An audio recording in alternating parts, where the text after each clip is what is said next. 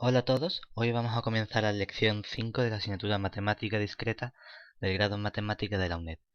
En esta lección vamos a comenzar el segundo bloque de la asignatura, en el cual nos vamos a centrar en el estudio de la teoría de grafos. Y vamos a comenzar introduciendo los conceptos de grafos, las distintas clases de grafos que tenemos, así como sus elementos característicos. Para ello, tenemos la siguiente definición, que es la definición que vamos a trabajar de grafo. Entonces, por un lado,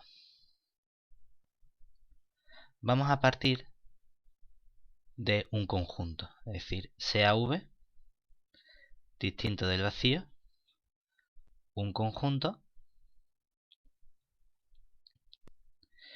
y sea A contenido en V por V un subconjunto del producto cartesiano, donde A no tiene elementos repetidos.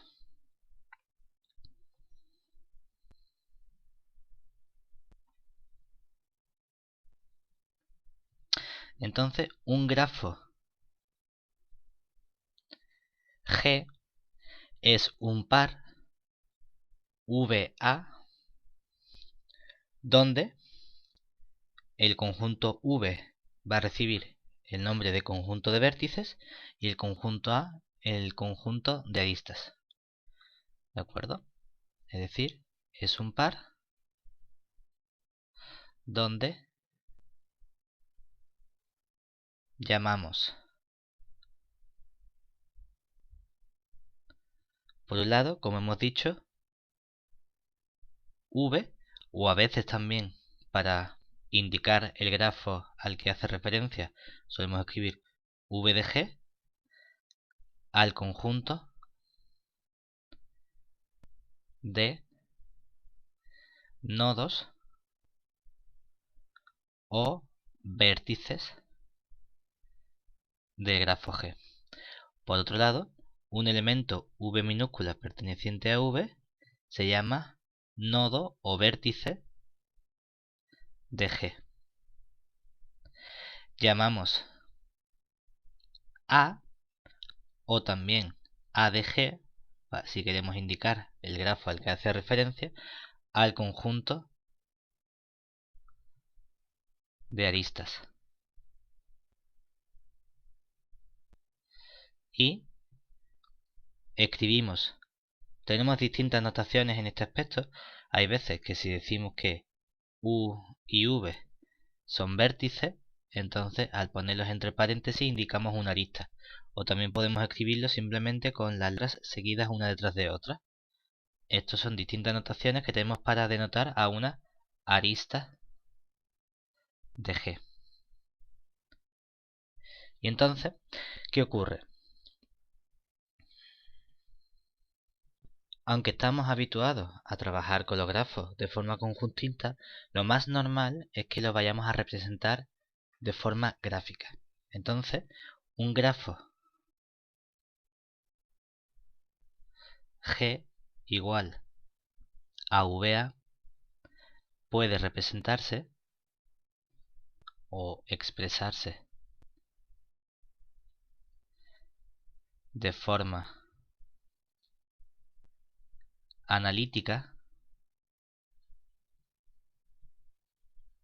como, por ejemplo, podemos decir, pues mira, vamos a coger el conjunto V de vértices que van a ser, podemos ponerle números, 1, 2, 3, o podemos ponerle también, en lugar de números, podemos ponerle letras a los vértices, podemos llamarlos A, B, C, etcétera.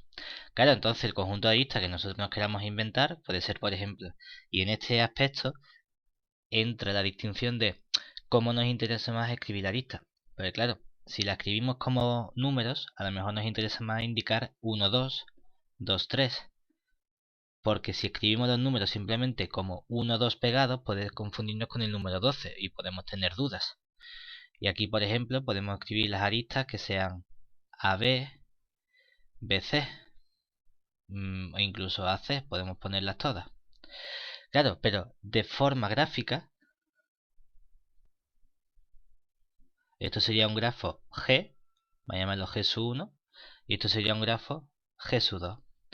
Eso sería simplemente la definición de un grafo, pero queremos ver la visualización. Entonces, de forma visual, podemos representar los grafos anteriores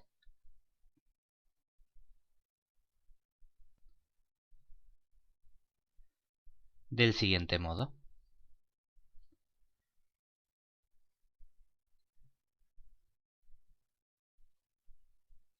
Por un lado vamos a dibujar con puntos gordos a los nodos.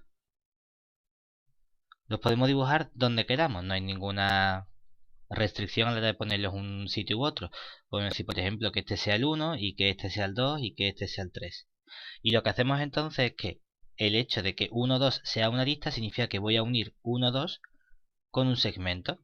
Lo ponemos de línea recta, aunque si yo quisiera también podría dibujar esto así con una curva, pero puesto a elegir, pues vamos a representar la forma más sencilla, que es a lo mejor con un segmento recto. Y por ejemplo, el grafo G sub 2, tendríamos también en este caso 3 vértices, pero si queremos los podemos poner, por ejemplo, así en línea recta uno tras de otro y decir, pues mira, este va a ser el vértice A, este va a ser el vértice B y este va a ser el vértice C. Podemos poner el orden que a nosotros nos interese. Normalmente lo vamos a poner de modo que sea más sencillo para nosotros entender cómo funciona el grafo, pero no hay ninguna restricción o norma a la hora de escribirlo. El hecho de que AB sea una arista significa que voy a unir estos dos vértices, que BC sea una arista significa que voy a unir estos dos vértices, aquí le puedo poner curvo si me interesa, y que AC sea una arista significa que puedo unir estos dos vértices también. Lo puedo poner como nos interesa a nosotros. Lo que pasa es que normalmente vamos a dibujar las cosas de forma más sencilla. Y con respecto a los grafos, ahora vamos a ver algunas propiedades o definiciones, tanto para los vértices como para las aristas. Por un lado, vamos a introducir el concepto de vértices adyacentes. Y para ello, dados dos vértices, U y V de V con G igual a VA grafo, decimos que son vértices adyacentes si la arista UV es una arista de grafo.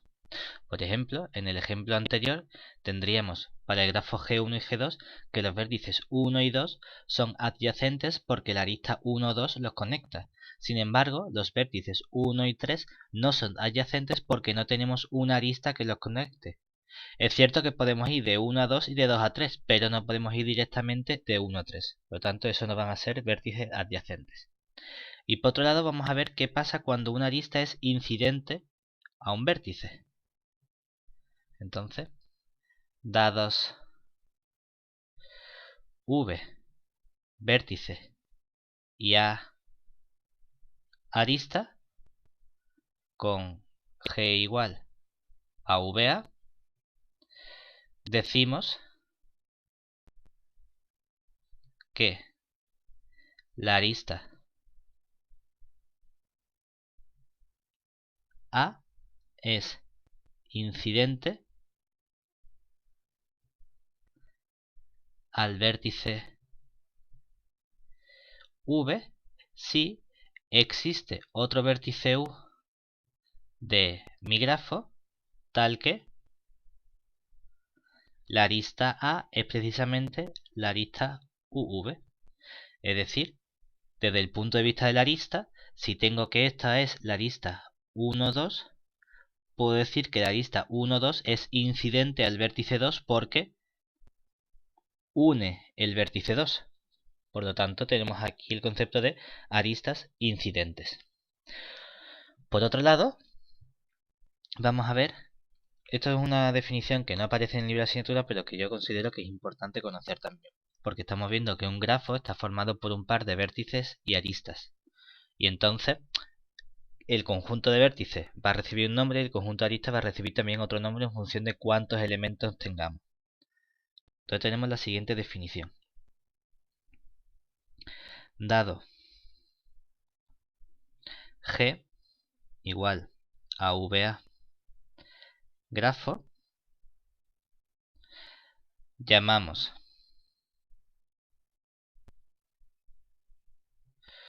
por un lado orden de G al número de vértices. Y solemos denotarlo mediante una n minúscula igual al cardinal del conjunto de vértices. Para cardinal podemos utilizar la almohadilla, la palabra card o el valor absoluto. Y por otro lado llamamos tamaño de G al número de aristas. Y es habitual encontrar una notación m minúscula igual al cardinal del conjunto A. ¿De acuerdo?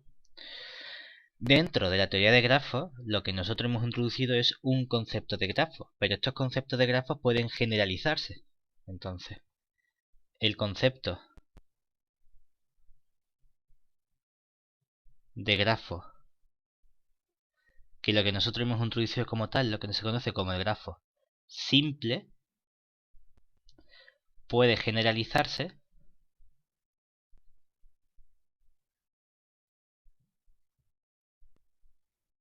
si permitimos propiedades adicionales.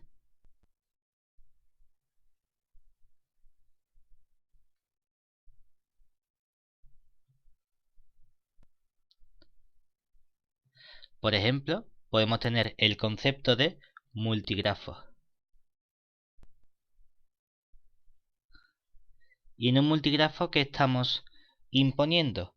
Pues que además se pueden repetir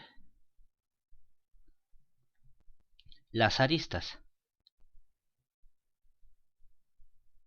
Por ejemplo, podemos tener unos cuantos vértices, por ejemplo ponemos 5 vértices, puedo tenerlos unidos por aristas de este modo, y digamos por ejemplo que esta arista que tengo aquí, ahora se repite, y se repite 3 veces por ejemplo. Entonces esto de aquí sería un multigrafo. Pero también podemos tener lo que se conoce como un pseudografo.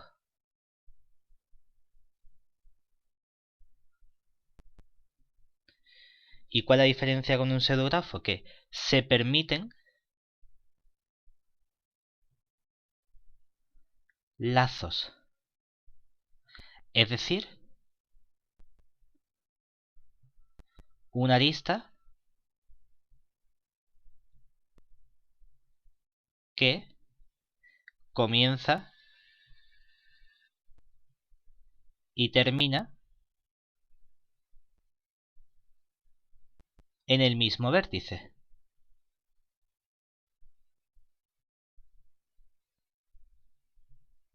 Por ejemplo, un ejemplo de pseudografo sería coger vértices cualesquiera, es decir, los 1, no tienen que estar todos los vértices unidos. Y ahora aquí, por ejemplo, voy a tener un lazo, ¿de acuerdo? Otro concepto que podemos estudiar es lo que se conoce como el digrafo, que es cuando importa la orientación de la arista. Un ejemplo muy significativo, por ejemplo, de digrafos en la vida real son las carreteras, porque las carreteras tienen un sentido, y cuando tenemos una carretera que conecta la ciudad de Sevilla con la de Córdoba, por ejemplo, no es lo mismo el sentido en el que estamos yendo por esa arista, por esa carretera. Entonces, en este caso, un ejemplo de digrafo podría ser, por ejemplo, cuando son digrafos solemos representar en lugar de con segmento con vectores, es decir, le ponemos una flechita al final. Y podemos tener, por ejemplo, esto de aquí. Sería un ejemplo de un digrafo. Todos estos conceptos se pueden definir, es decir, puedo tener un pseudografo que sea un multigrafo o un digrafo que sea un multigrafo, si aparte de tener orientados permito que haya varias carreteras, que haya varias aristas, o si permito ciclos, etcétera. Es decir, que todos los conceptos pueden generalizarse entre sí. Una vez que estudiamos la teoría de grafos, claro, nosotros estamos viendo precisamente que en la mayoría de las ocasiones el modo en el que vamos a trabajar con grafos es representando esos grafos. Y hemos dicho que a nosotros nos da igual en qué orden escribamos los puntos, los vértices, cómo unamos las aristas. Entonces, cuando nos den un dibujo de un grafo, queremos saber si ese dibujo lo puedo reescribir de otro modo, de modo que los grafos son equivalentes. Porque si quiero trabajar únicamente con el dibujo, a lo mejor el dibujo me puede engañar por cómo está puesto. Y entonces queremos saber cuándo puedo caracterizar la igualdad entre grafos. Y para empezar es importante saber qué va a significar para nosotros que dos grafos sean iguales. Y entra en juego aquí el concepto de isomorfía. Entonces, para nosotros, que dos grafos sean iguales va a significar que son isomorfos, en el siguiente sentido. Por un lado, sean G igual a VA y G' igual a V' A', dos grafos. En principio para nosotros van a ser simples porque son los grafos con los que vamos a trabajar, pero vale para cualquier tipo de grafo. Entonces, decimos que G y G' son grafos isomorfos y lo denotaremos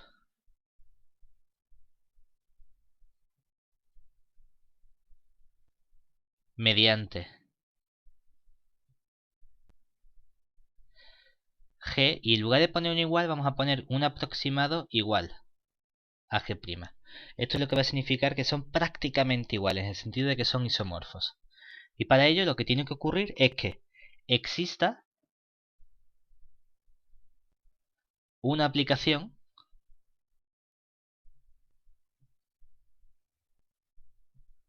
F del conjunto de vértices V en el conjunto de vértices V', de modo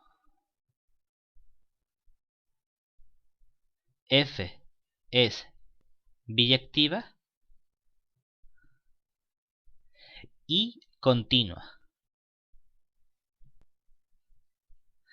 Y la continuidad podemos entenderla del siguiente modo. Es decir, si UV es una arista del grafo G, entonces las imágenes F de V conforman una arista del grafo G'. Esto es lo que vamos a entender nosotros por continuidad de nuestra aplicación biyectiva. ¿De acuerdo? Esto va a ser lo importante. Entonces, más adelante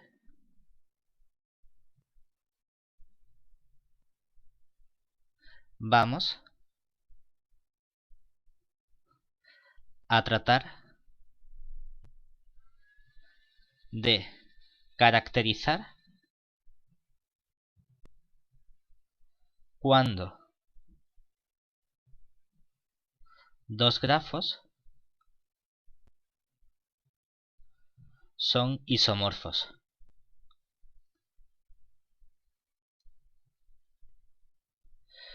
A través de un concepto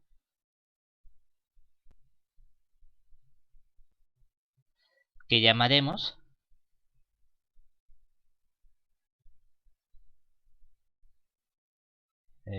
llamaremos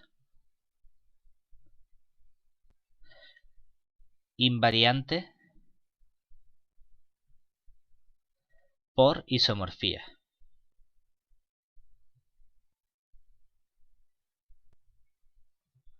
Pero antes de estudiar esto vamos a necesitar algunos conceptos previos sobre la teoría de grafos. Y para ello comenzamos con un concepto que va a ser el de grado o valencia de un vértice. Definición. Dado G igual a VA grafo y un vértice V perteneciente a V, llamamos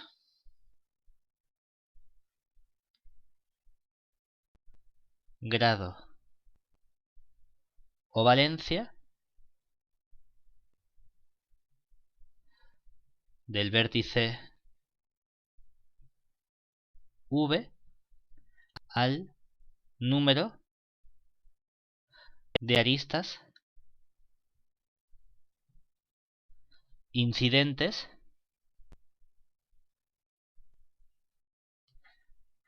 a dicho vértice.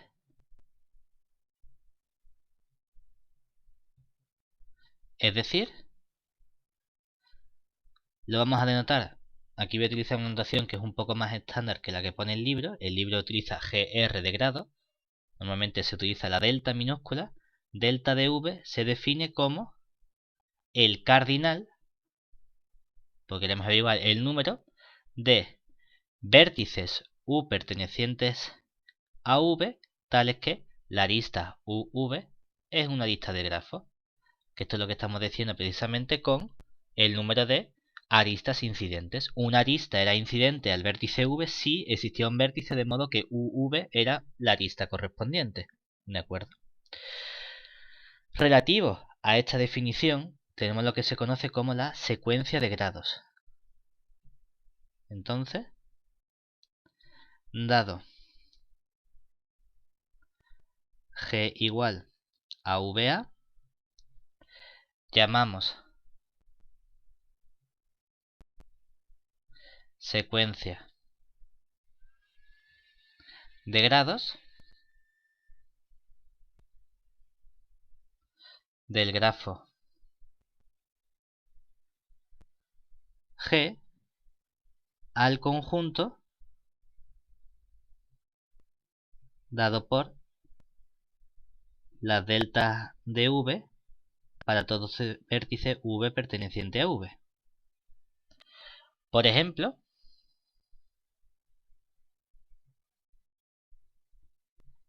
consideremos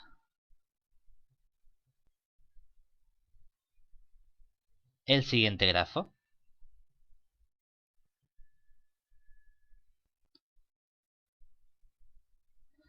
Vamos a dibujarlo. Podemos tener, vamos a poner por ejemplo 6 vértices que vamos a llamar V1, V2, V3, V4, V5 y V6. Y este es nuestro grafo G. Y las aristas las vamos a poner como queramos. Por ejemplo, podemos tener estas aristas de aquí conectadas.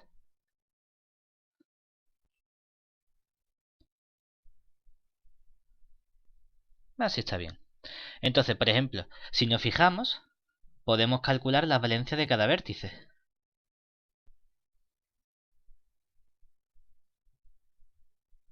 Y para el vértice V1 tendríamos que delta de V1 sería contar cuántas aristas salen o entran al vértice 1. Y tenemos en este caso 1, 2 y 3. Por lo tanto, delta de V1 sería 3. Si vamos al vértice V2, tendríamos también que delta de V2 en este caso sería 1, 2, 3 también.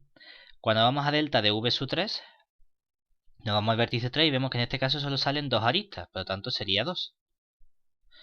Para delta de V4 tendríamos también 2. Para delta de V5 tendríamos también salen... para delta de V5 no sale ningún vértice. Y por último, para delta de V6 tendríamos que serían también 2 aristas las que salen. Luego, la secuencia de grados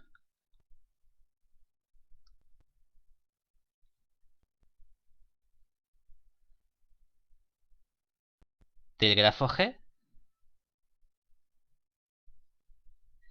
sería el conjunto formado por todas estas valencias. Normalmente estamos acostumbrados a ponerlos por orden, por tanto tendríamos la del vértice 5, que sería 0. Luego tendríamos 3 veces el 2, 2, 2, 2. Se repiten porque estamos cogiendo todo el conjunto de todos los grados de todos los vértices. Y por último aparecería 2 veces el 3. ¿De acuerdo? Y esta sería la secuencia de grados de nuestro grafo G que hemos construido aquí. Y con respecto a esta secuencia de grados, tenemos un teorema muy importante, que es lo que se conoce como el primer teorema de la teoría de grafos, aunque es más conocido habitualmente como el lema del apretón de manos. Entonces aquí tenemos el teorema correspondiente, que yo estoy más acostumbrado a llamar lema del apretón de manos, aunque en el libro lo llaman el primer teorema de la teoría de grafos. ¿Qué nos dice? Nos dice que si tenemos un grafo, es decir, sea G igual a VA grafo, entonces se verifica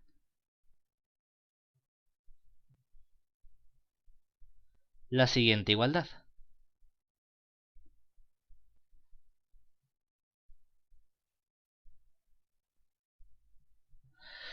Si calculamos las valencias de todos los vértices, V sub I, desde I igual a 1, y hemos dicho que normalmente llamamos n al número de vértices, esto me va a dar precisamente 2 veces el número de aristas, 2 veces el cardinal de A, o 2m si queremos, ¿de acuerdo?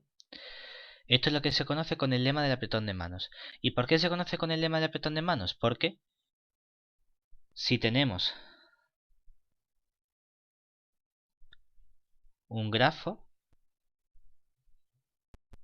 cualquiera, ¿qué estamos diciendo? Que si por ejemplo vamos a ponerlo con menos vértices, por ejemplo 4, y tenemos aquí, bueno, venga, vamos a poner 5, tenemos así, y este aquí, ¿vale? Por ejemplo, que sería el vértice V sub 1, V sub 2, V sub 3, V sub 4 y V sub 5. Entonces, ¿cuáles son las valencias de los vértices correspondientes? Tenemos que la valencia del V sub 1 sería 1, la valencia del V sub 2 sería 2, la valencia del V sub 3 sería 1, 2, 3, 4, la valencia del V sub 4 sería 3 y la valencia del V sub 5 sería 2. La n que es el cardinal de V, en este caso tenemos 5 vértices, ¿verdad? ¿Y quién es la m que es el número de aristas? Contamos la arista y decimos, pues tengo esta arista que podemos llamar A, esta arista B, esta arista C, esta arista D, la E y la F. En total, ¿cuántas aristas tenemos? 1, 2, 3, 4, 5, 6. 6 aristas. ¿Qué nos dice el lema del apretón de manos? Que entonces calculamos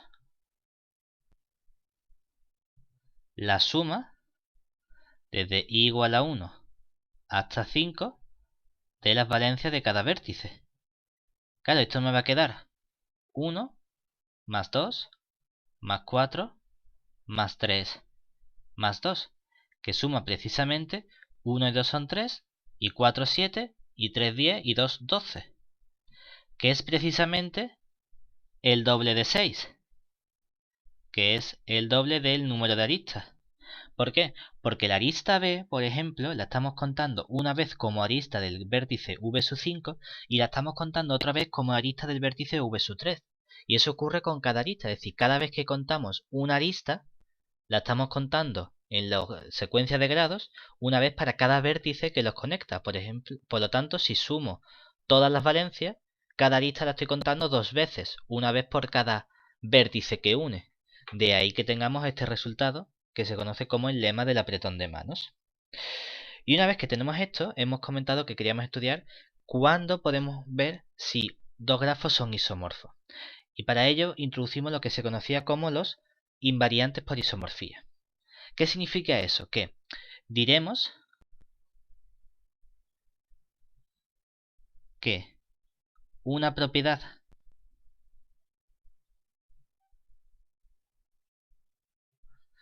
o cantidad P es un invariante por isomorfía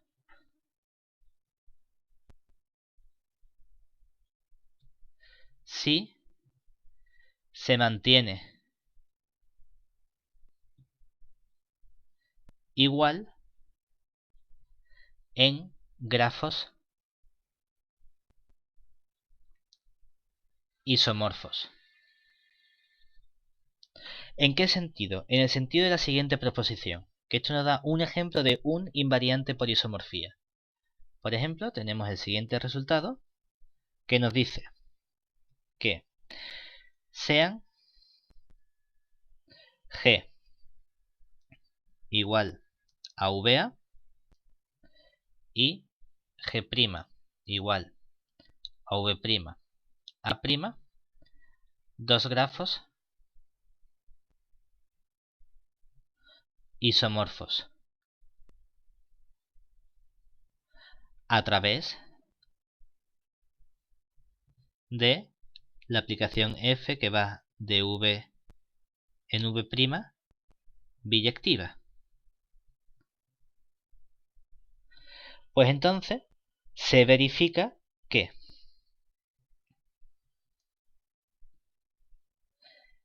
la valencia del vértice v coincide con la valencia de la imagen del vértice v. Y esto es para todo v perteneciente a v. ¿Eso qué significa? Que en particular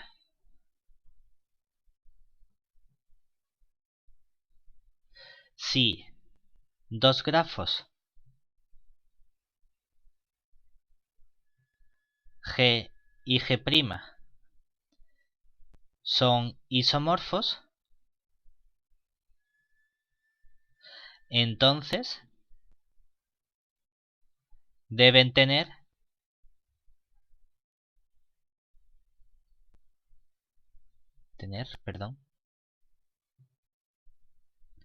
la misma secuencia de grados.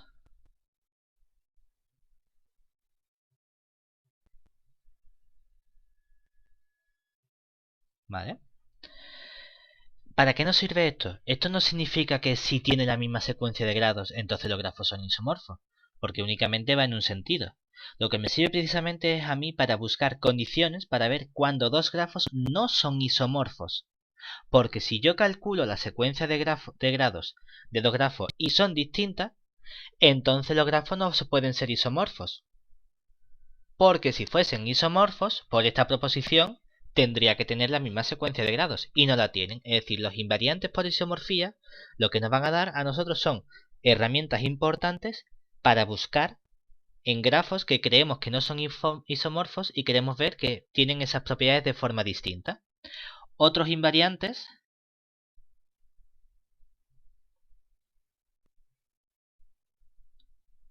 por isomorfía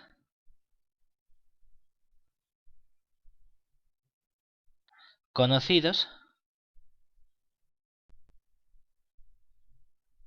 son, por ejemplo, el número de vértices o el número de aristas o elementos que llamamos de nuestro grafo, que puede ser la cintura, el diámetro, el radio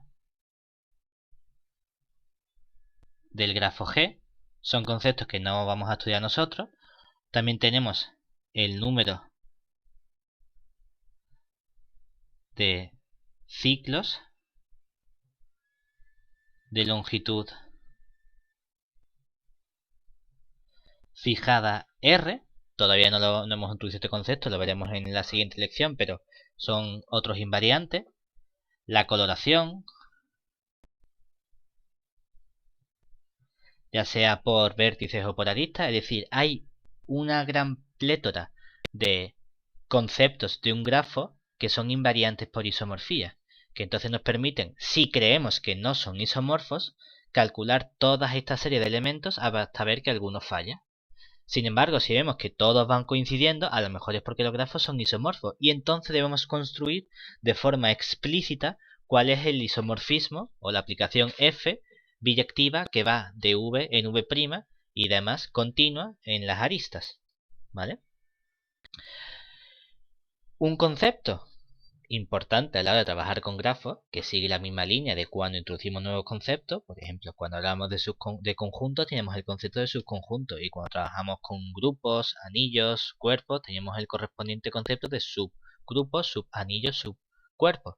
Por lo tanto, tiene sentido pensar que si hemos introducido un concepto nuevo, que es el concepto de grafo, podemos plantearnos si existe el concepto de subgrafo, porque a fin de cuentas un grafo no es otra cosa que un par formado por dos conjuntos. Y como podemos estudiar subconjuntos, pues vamos a introducir de este modo el concepto de subgrafo. Para ello, tenemos lo siguiente. Sea G igual a VA un grafo. Decimos que H igual a V' A' es un subgrafo de G si H es grafo y además el conjunto V' está contenido en V, contenido o igual, pueden ser iguales, y el conjunto A' está contenido, aunque puede ser también iguales, en A. ¿De acuerdo? Este es el concepto de subgrafo. Por ejemplo,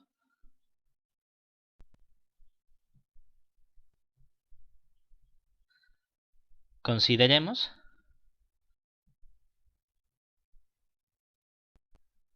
la siguiente situación.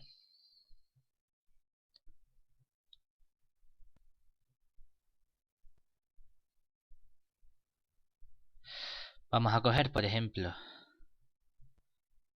un montón de vértices hasta que nos cansemos. Por ejemplo, así está bien. Esto va a ser G. Y vamos a coger unas ciertas aristas, por ejemplo, esta de aquí, esto lo uno y esto lo uno por aquí, y este lo voy a unir con este así. ¿De acuerdo? Y venga, así está bien. ¿De acuerdo? Puedo tener varios trozos, no tienen por qué estar todos unidos. Entonces, un posible subgrafo de G, ¿cuál podría ser? Pues podría decir, bueno, pues voy a considerar en morado este vértice, este de aquí y este de aquí. Y ahora como aristas, ojo, esta arista la considero si me apetece, por ejemplo. Y esta arista también. Pero yo no puedo añadir la arista que pasa por aquí, porque esta arista no era previamente una arista del grafo G, por lo tanto, no puede ser una arista de mi nuevo grafo H. ¿De acuerdo? Es decir, no puede ser una arista. Porque estamos diciendo que el conjunto A' tiene que estar contenido en el conjunto A. Es decir, solo puedo coger aristas que ya había considerado previamente. Igual que no puedo decir, pues voy a considerar esta arista que tengo por aquí suelta. No, porque la arista tiene que unir vértices. Si considero esta arista, tendría que considerar este vértice. Por lo tanto, si no estoy cogiendo este vértice, no puedo considerarla tampoco. Es decir, no puede ser arista porque no hemos cogido el vértice. Entonces, si queremos dibujar la parte, el subgrafo que hemos elegido sería este subgrafo de aquí. No tenemos por qué dibujarlo encima. Este es el subgrafo H, que es un subgrafo de G. Existen multitud de subgrafos, pero este es un ejemplo para que veamos cómo podemos construir o qué forma tienen los subgrafos de un grafo dado. ¿De acuerdo? Y dentro de la teoría de grafos vamos a estudiar algunos grafos importantes, algunos que tienen nombre propio porque tienen una entidad propia en base a las propiedades que lo gestionan. Entonces, vamos a comenzar estudiando los siguientes grafos, que es lo que vamos a llamar grafo regular. Entonces, un grafo G igual a VA se llama regular si todos sus vértices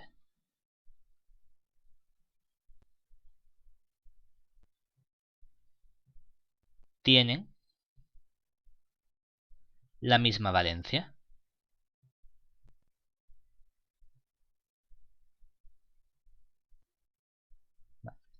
Además, si dicha valencia común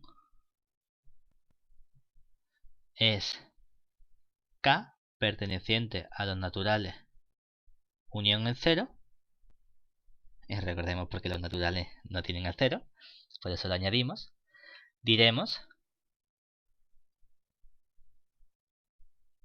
que G es, en específico, K regular. ¿Vale? Algunos ejemplos.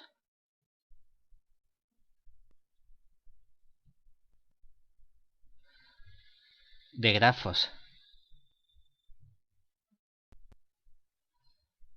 K regulares podrían ser los siguientes. Por ejemplo, yo puedo tener este grafo de aquí, donde cada vértice tiene dos aristas. Entonces G sería un grafo 2 regular. También podríamos tener, por ejemplo, un vértice. Y esto sí. ¿Y esto qué sería? Sería G, un caso extremo que sería 0 regular, porque ninguno tiene aristas. O incluso podemos añadir muchos vértices. Es decir, mira, uno este, con este, con este, con este. Y aparte voy a unir 2 a 2.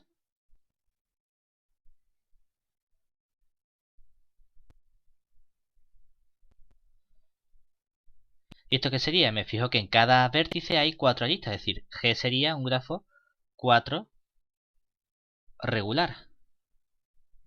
Pero otro posible grafo 4 regular podría ser, que no tienen por qué ser todos iguales, si cojo 5 vértices y uno todos con todos.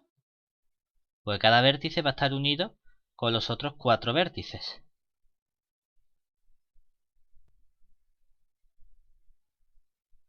Y esto sería otro grafo G4 regular. Que sean 4 regulares no significa que los grafos sean isomorfos o sean iguales. ¿De acuerdo? Por lo tanto, una vez que tenemos introducidos los grafos regulares, tenemos otro concepto que va a ser el concepto de grafo completo. Definición. Decimos que G igual a VA es un grafo completo si todos sus vértices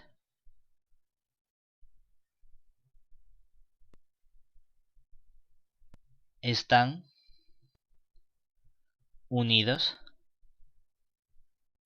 entre sí.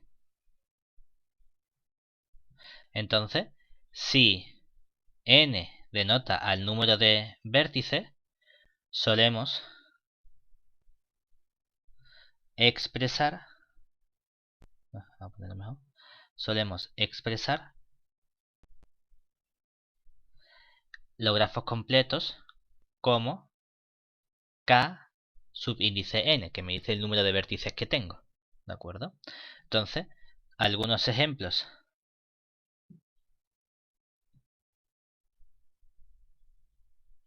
de grafos completos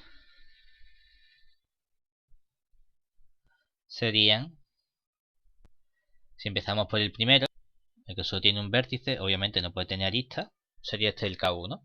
Si tenemos dos vértices, los dos vértices tienen que estar unidos entre sí por una única arista, este sería el K2. Si tenemos tres vértices, tengo que unirlos todos con todos, entonces tienen que estar unidos así. Este sería el K3. Si tenemos cuatro vértices,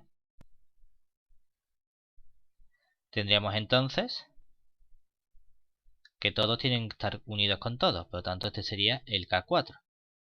El K5 lo hemos dibujado antes con el pentágono en el que estaban unidos todos los vértices con todos los vértices.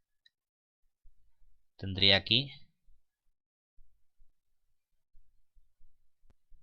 esta estrellita dentro del pentágono, que sería el K5. Hay una observación que podemos hacer en particular, que es que un grafo completo K sub n es n-1 regular. Porque todo vértice lo estoy uniendo con todos tienen la misma valencia y además el vértice no lo uno consigo mismo. Por lo tanto lo estoy uniendo con los n-1 vértices restantes. Es decir, el K1 es un grafo 0 regular, el K2 es un grafo 1 regular, el K3 es un grafo 2 regular y así sucesivamente. Pero incluso esta definición nos proporciona un nuevo invariante por isomorfía. Precisamente que si dos grafos son isomorfos, entonces tiene que tener la misma cantidad de aristas, que es lo que nos está diciendo la parte de el que sean completos. Es decir, proposición. Por lo tanto, si tengo dos grafos completos que tienen la misma cantidad de vértices, tienen que ser isomorfos. Es decir, dos grafos completos K sub n y K sub n' son isomorfos si y solo si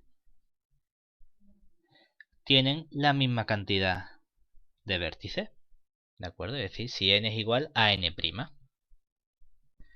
Esto finalizaría la parte teórica de esta primera introducción al segundo bloque de la asignatura concerniente a la teoría de grafos, y vamos a finalizar con un breve ejercicio en el cual nos piden estudiar que los dos grafos de la figura no son isomorfos. Entonces vamos a ver si podemos emplear alguna de las herramientas que hemos visto nosotros hasta ahora. Porque cuando estudiamos estos grafos, si llamamos G y G' los grafos que nos han dado, entonces observemos que, por un lado, n, que es el cardinal de v de g, ¿cuántos vértices tiene el grafo G? Tiene 1, 2, 3, 4, 5, 6, 7, 8. Sería 8. Pero cuando calculo n', que es el cardinal de v de g', ¿qué me quedaría? 1, 2, 3, 4, 5, 6, 7, 8, 9, 10. Vaya.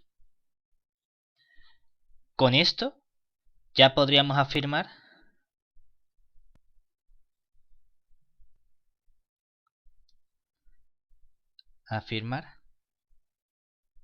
que ambos grafos no son isomorfos.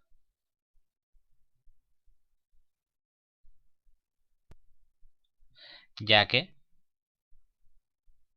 no es posible hallar f que vaya de v en v' biyectiva y continua. ¿Por qué? Y esto lo podemos entender más bien por la asignatura de lenguaje matemático, conjuntos y números, porque el cardinal de v es 8, el cardinal de v' es 10. Tenemos que 8 es menor que 10. Por lo tanto, la aplicación no puede ser sobreyectiva. Es decir, como 8 es menor que 10, f no puede ser sobreyectiva. Pero si no puede ser sobreyectiva, la aplicación tampoco puede ser biyectiva. Además, si por ejemplo queremos dar una descripción analítica de los elementos de los distintos grafos que tenemos, podemos ordenar los vértices como nosotros queramos. Por ejemplo, esto es una parte extra que vamos a hacer. Pero si llamamos v1, v2, v3, v4, v5, v6, v7 y v8 a los vértices de v, entonces tendríamos que el conjunto v estaría formado por los vértices v1, v2, v3, v4, v5, v6, v7 y v8. Además, el conjunto de aristas vendría dado, si vamos por orden, tendríamos la arista v1, v2, tenemos la arista v1, v5 y la arista v1, v4. Si pasamos ahora al v2, ya tenemos la arista v1, v2, que es la misma que la v2, v1, y añadimos la arista v2, v3 y la arista v2, v6. Una vez que hemos terminado con v2, vamos al v3. Entonces ya tenemos la v2, v3, añado la v3, v4 y ahora añado la v4, v7. Seguimos y vamos al v4. Ya tengo la v4, v3 y la v1, v4. Por lo tanto, la que me falta para añadir es la v4, v8. Ahora vamos a los vértices dentro. La v5, v1 ya estaba, pero añado la v5, v6 y la arista v5, v8. Si queremos podemos ir tachando, pero bueno, no hace falta. Vamos ahora a la v6. Ya tengo la v6, v2, la v5, v6, me falta la v6, v7. Cuando voy al v7 tengo la v7, v3, la v7, v6 y la v7, v8 es la que me falta para añadir. Y cuando ya llego al v8 ya he añadido todas las aristas que me faltaban. Por lo tanto observamos que en efecto el cardinal de v era 8. El cardinal de a es, en este caso tenemos 1, 2, 3, 4, 5, 6, 7, 8, 9, 10, 11. 11, 12. Tenemos 1, 2, 3, 4, 5, 6, 7, 8, 9, 10, 11, 12. Exactamente, 12. Además, para la secuencia de grados, ¿qué tendríamos? Si nos fijamos, tendríamos que el vértice v1 tiene valencia 3, el v2 valencia 3, el v3 valencia 3 y el v4 valencia 3. Y el v5 valencia 3, y el v6 valencia 3, y el v7 valencia 3, y el v8 valencia 3. Es decir, tenía que escribir 8 veces el 3. 5, 6, 7, 8. ¿Eso qué me dice? Que G es un grafo 3 regular. Por ejemplo. Es decir, dado el grafo me pueden decir, da una representación analítica del grafo, es decir, dar el conjunto de grafos de vértices y de aristas, ver los elementos que tiene, calcular la secuencia de grado, ver si es regular, si es completo o no, ver si es isomorfo a otro posible grafo. Y estas son las operaciones que podemos hacer en esta primera parte de introducción a la teoría de grafos. Y con esto finalizamos la lección 5.